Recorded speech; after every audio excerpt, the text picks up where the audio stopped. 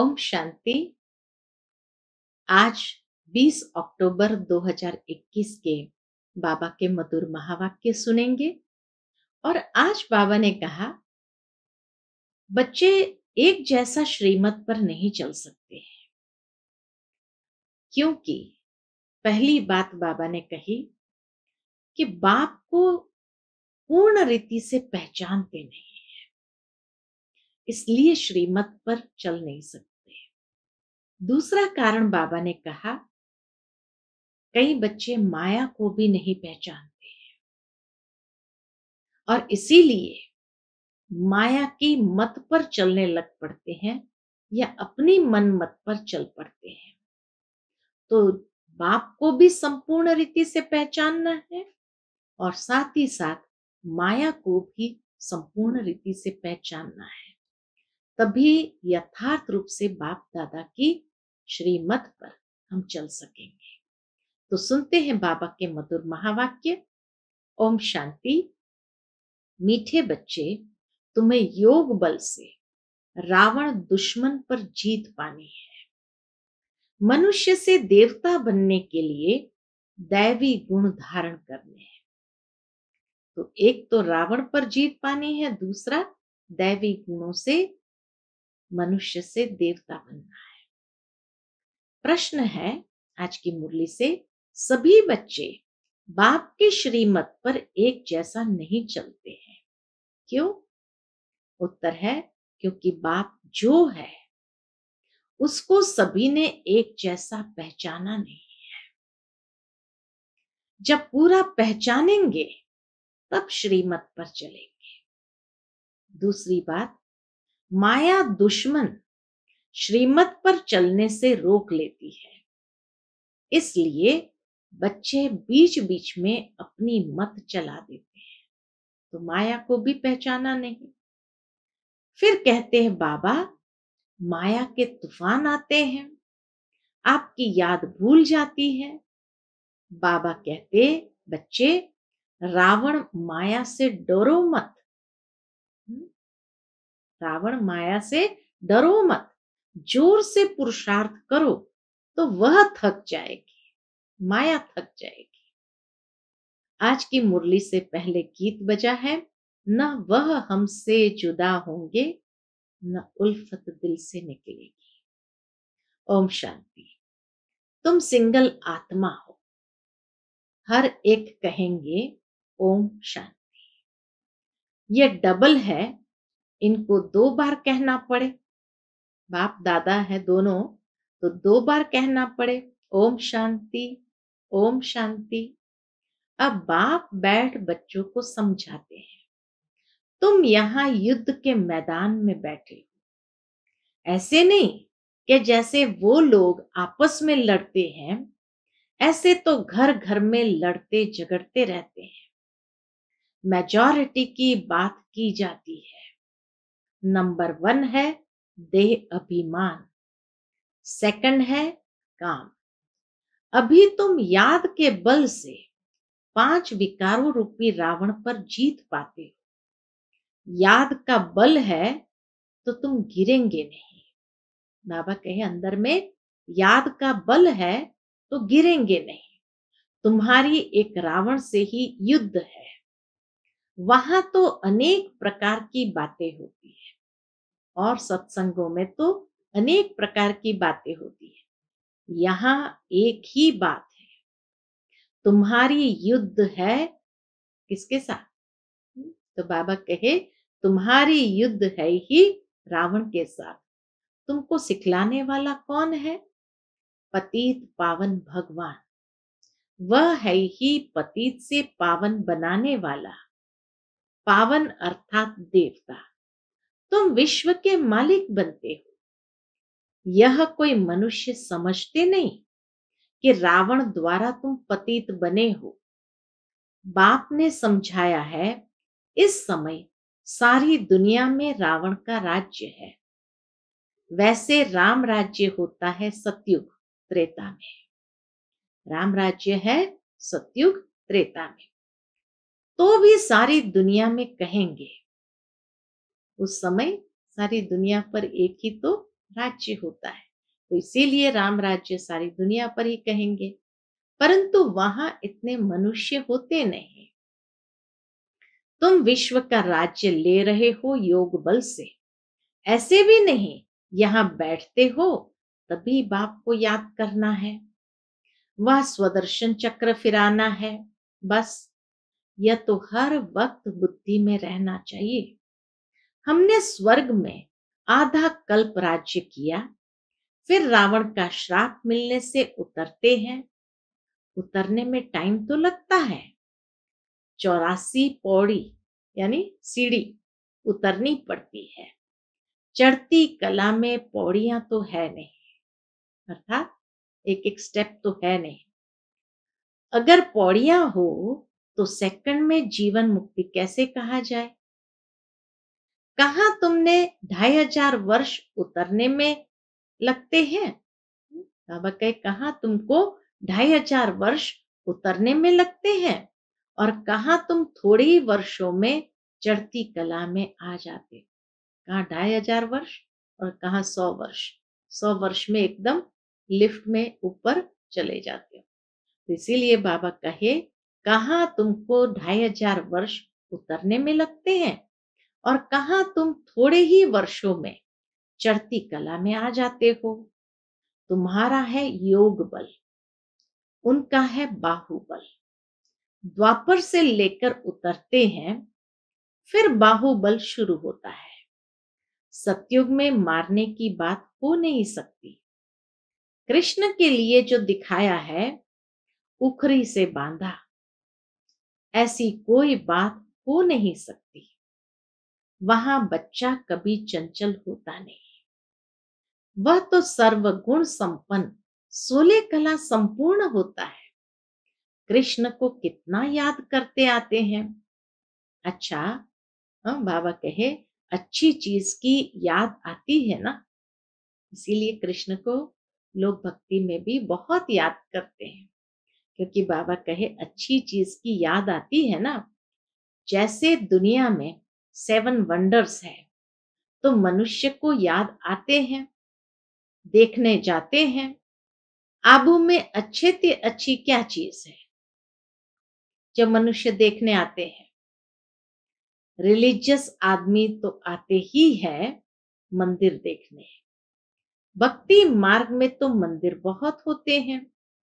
सतयुग त्रेता में कोई मंदिर होता नहीं। मंदिर बाद में बनते हैं, यादगार के लिए।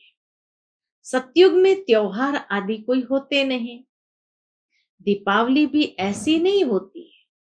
सतयुग में दीपावली भी ऐसी नहीं होती जैसे यहाँ होती है। हाँ, तख्त पर बैठते हैं तो कोरोनेशन डे मनाते हैं। वहां तो ज्योत सबकी जगी हुई होती है, सबकी आत्मा की ज्योत जगी हुई होती है।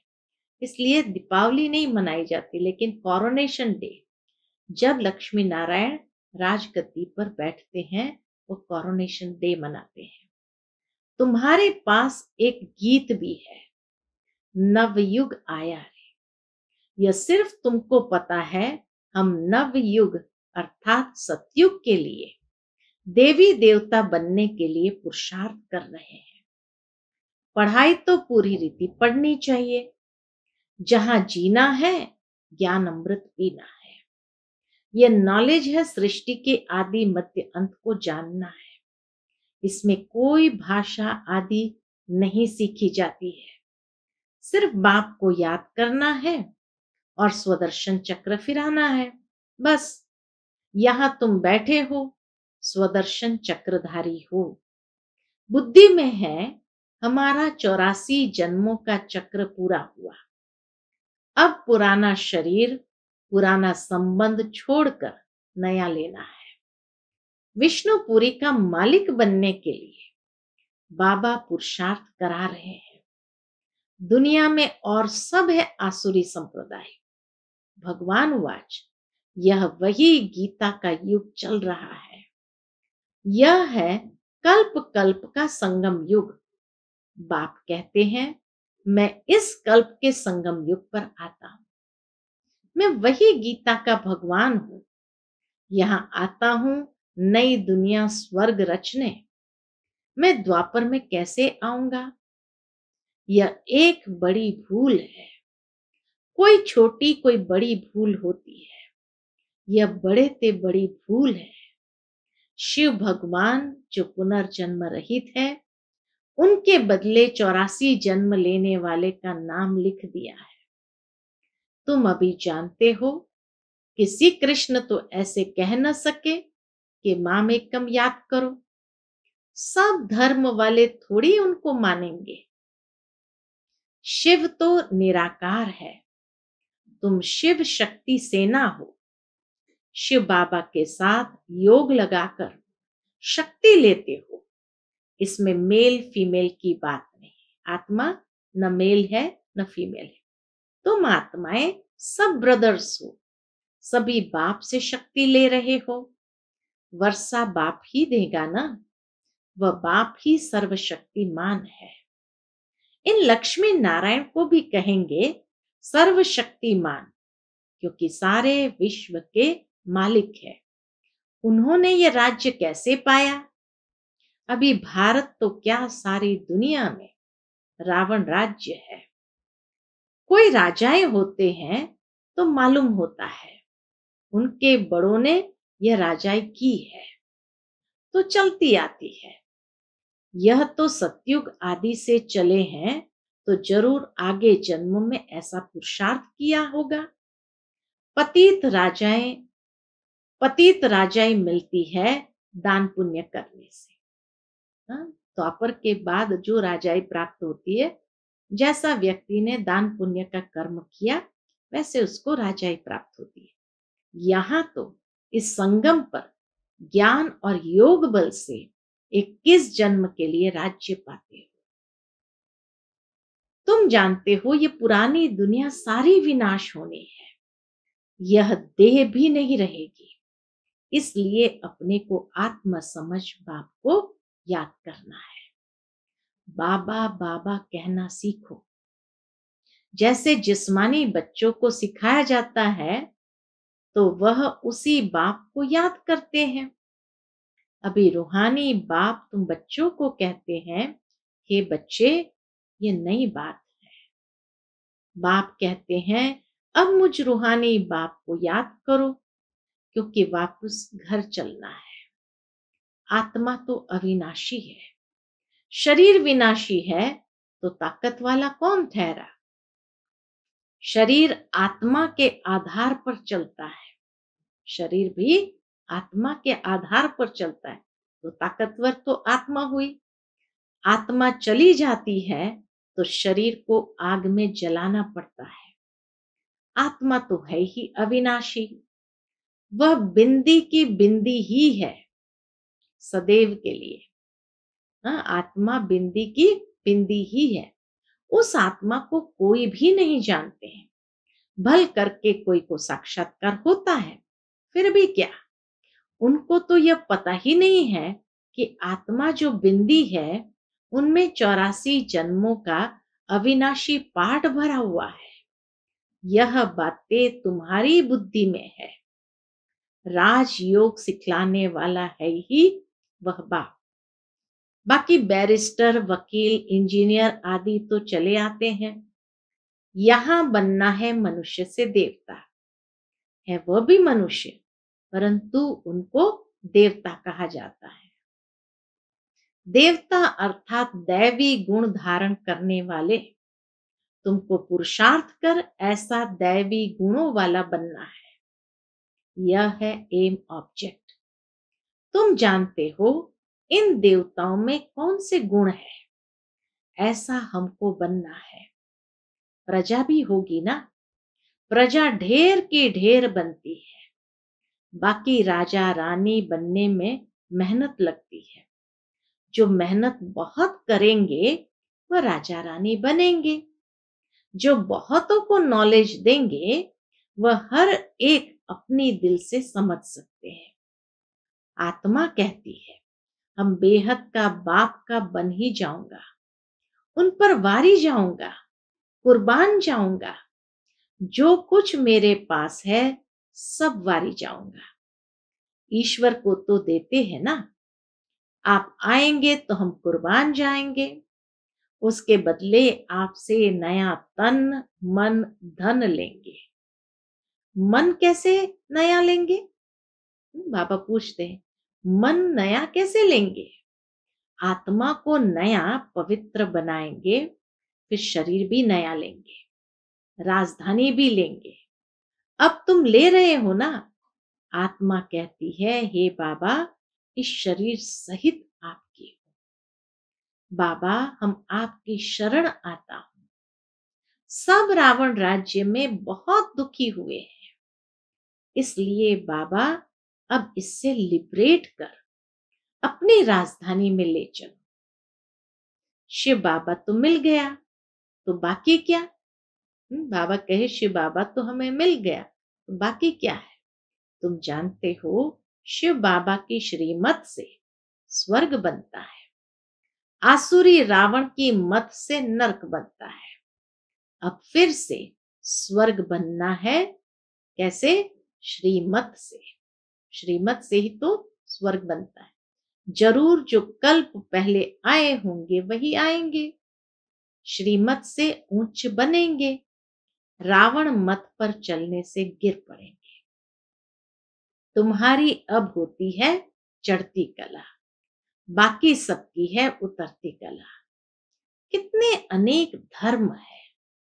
सतयुग में एक देवी देवता धर्म ही था, अब वह प्राय लोप हो गया है। बाबा फिर बड़का झाड़ का मिसाल देते हैं। तो बाबा कहे, बड़का झाड़ का मिसाल है ना, तुम जानते हो देवी देवता धर्म की निशानियां तो है, बरोबर देवी देवताओं का राज्य था। 5000 वर्ष की बात है। तुम सिद्ध कर बतलाते हो, यह 5000 वर्ष का चक्र है। इसमें 4 युग है, हर एक युग की आयु 1250 वर्ष है। उन्होंने तो लाखों वर्ष लगा दिए हैं। बहुत फर्क होने के कारण किसकी बुद्धि में बैठता नहीं है। समझते हैं, जैसे और संस्थाएं हैं, वैसे यह भी बीके की संस्था है। यह गीता को उठाते हैं। अब गीता तो कृष्ण भगवान ने गाई, यह दादा तो जौहरी बैठा है, तो मनुष्य मूंझेंगे ना। बाप कहते हैं, मैं जो हूं, जैसा हूं, इस समय तक कोई ने मुझे जाना नहीं है। कई बच्चे भी बाबा को जानते नहीं, तभी तो श्रीमत पर चलते नहीं। तो बाबा कहते, मैं जो हूं, जैसा हूं, इस समय तक कोई ने मुझे जाना नहीं है। पिछाड़ी में तुम पूरी रीति जानेंगे, अभी तक नंबरवार जाना है। तब तो श्रीमत पर चलना बड़ा मुश्किल समझते हैं। अच्छे अच्छे बच्चे भी श्रीमत पर नहीं चलते। रावण चलने नहीं देता, अपनी मत चला देते हैं। थोड़े हैं जो श्रीमत पर पूरा चलने वाले हैं। आगे चल पूरा पहचानेंगे, तब श्रीमत पर चलेंगे। मैं जो हूं, जैसा हूं, वो आगे चल समझेंगे। अभी समझते जाते हैं, पूरा समझ ले तो बाकी क्या चाहिए। रहना भी अपने गृहस्थ में है, परंतु दुश्मन माया ऐसी है जो श्रीमत पर चलने से रोक लेती है। कहते हैं, बाबा, माया के तूफान बहुत आते हैं, माया आपकी याद भुला देती है। हाँ, बाबा क्या कहते हैं, हाँ, पुरुषार्थ जोर से करते करते फिर आखिर माया भी थक जाएगी। माला भी 8 की है, मुख्य 8 रत्न है, 8 तो है जोड़ी, 9वां रत्न बीच में शिव बाबा को रखते हैं। कोई लाल बनाते हैं, कोई सफेद। अब शिव बाबा तो है बिंदी, बिंदी लाल नहीं होती, बिंदी तो सफेद ही होती है। वह बहुत सूक्ष्म है, दिव्य दृष्टि के सिवाय कोई देख न सके। शिव बाबा को इन आंखों से तो कोई देख न सके।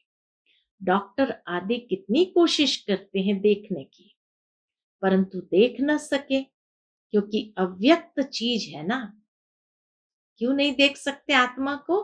क्योंकि अव्यक्त है, व्यक्त नहीं है, स्थूल नहीं है, अव्यक्त चीज है ना। इसलिए पूछा जाता है, तुम कहते हो हम आत्मा है, अच्छा आत्मा को कब देखा है? अपने को ही नहीं देख सकते तो बाप को कैसे देख सकेंगे? आत्मा को जानना है कि कैसे उनमें पार्ट भरा हुआ है, यह बिल्कुल ही कोई नहीं जानते। 84 के बदले 84 लाख कह देते हैं। बाप आकर बच्चों को भी सब बातें समझाते हैं। आज का भारत क्या है, कल का भारत क्या होगा। महाभारत लड़ाई भी है, गीता का ज्ञान भी दिया है, यह रुद्र यज्ञ भी है। सब धर्मों का विनाश, एक धर्म की स्थापना हो रही है। ये शिव बाबा का भंडारा है, इससे तुमको पवित्र भोजन मिलता है। ब्राह्मण ब्राह्मणियां ही बनाते हैं, इसलिए इनकी महिमा अपरंपार है।